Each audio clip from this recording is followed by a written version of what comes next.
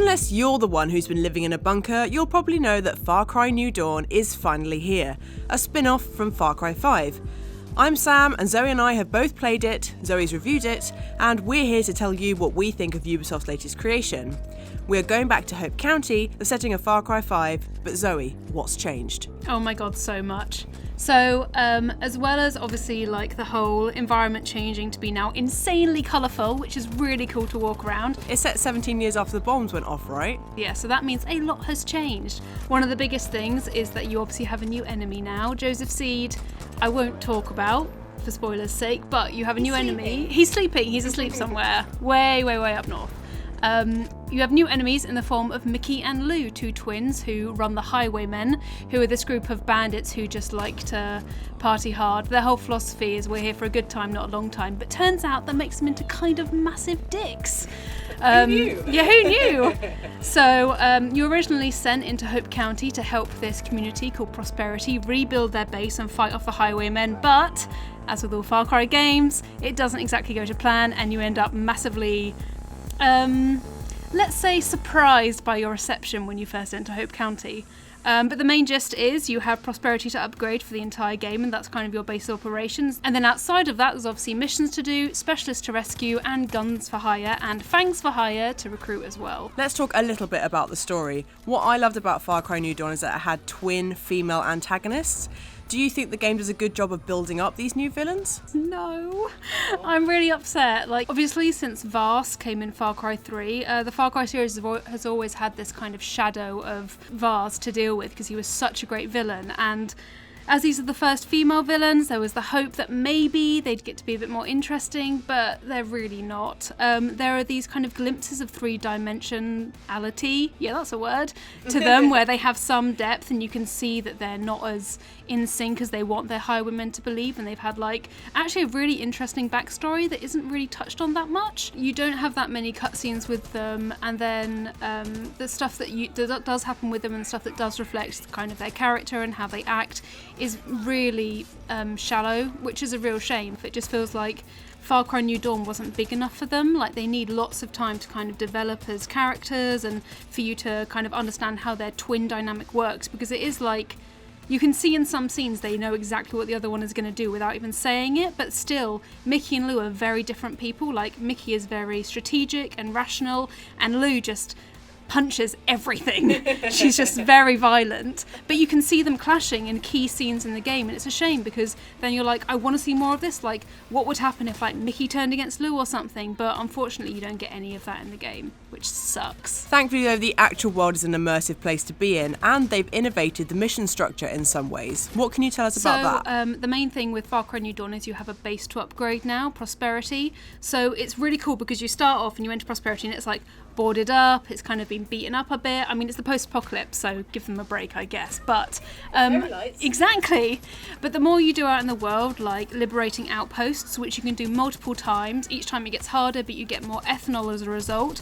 Ethanol is like, I mean, it's alcohol, literally. Currency, right? Yeah, no wonder it runs on alcohol, because I can't blame them in the post-apocalypse. But ethanol is what you use to upgrade Prosperity, so obviously that puts you and the Highwaymen in competition for this rare resource.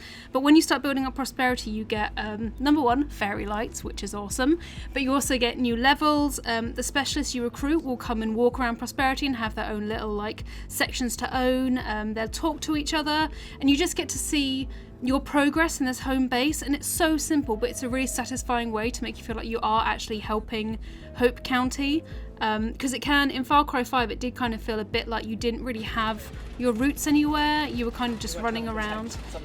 Yeah, you were just helping the whole county, and a county is a big place. With Prosperity, that is like your physical marker of how well you're doing. And it's just a really great addition. I really hope they keep doing that for future Far Cry games, because it's home, and it feels like home as well because of all the NPCs walking around there. As well as Prosperity and the specialists, what we can say, which won't be spoilers, is that the world itself feels much more alive. Like, there are monstrous animals now, which are animals that have been very badly affected by radiation. Orange. They're horrible and orange, and they don't like you. So you'll find them wandering around, and it has this real sense of areas where, you know, at the beginning you can't go there because you're just squidgy and you'll just be a red splat in no time. But as the game progresses, slowly you're like, hey, maybe I can take these on now. Just the addition of enemy levels does make a big difference with how you view yourself in the world.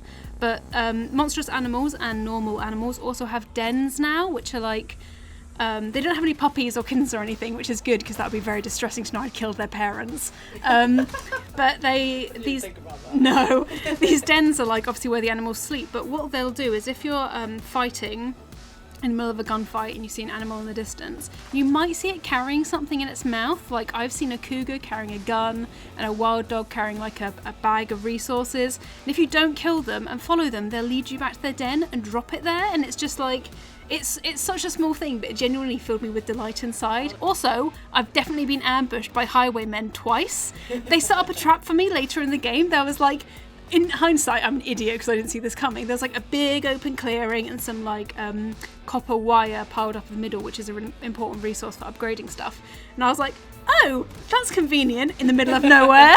I'll just go pick it up. And these 3 highwaymen popped up from behind rocks. They just ambushed me, and it's like, that didn't happen to me in Far Cry 5, so I feel like that's a new thing they've included to make the world feel more kind of responsive to how you're changing it. What we should talk about though are the expeditions. These are kind of new standalone areas where you can go and earn yourself even more red loot, which were kind of pitched as new and interesting things for the series, but neither of us have been that impressed.